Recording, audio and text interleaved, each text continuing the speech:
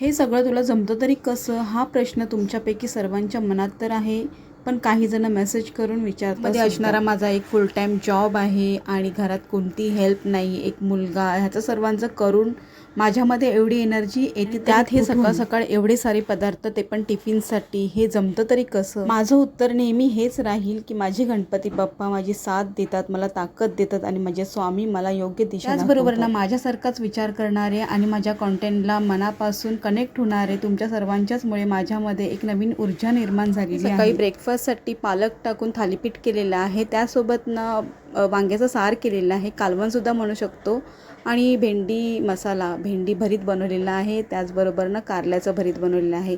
तिघांसाठी मसाले वाटण आहे ते वेगवेगळं आहे, त्यासोबत सॅलड आहे, फ्रूट आहे, चपाती आणि राईस आहे. आजचा टिफिन पॅक करून रेग्युलरप्रमाणेच मी निघालेली आहे ऑफिसला. ट्रेनमध्ये बघा किती गर्दी. भेटूया नेक्स्ट व्लॉगमध्ये, तोपर्यंत बाय अँड टेक केअर.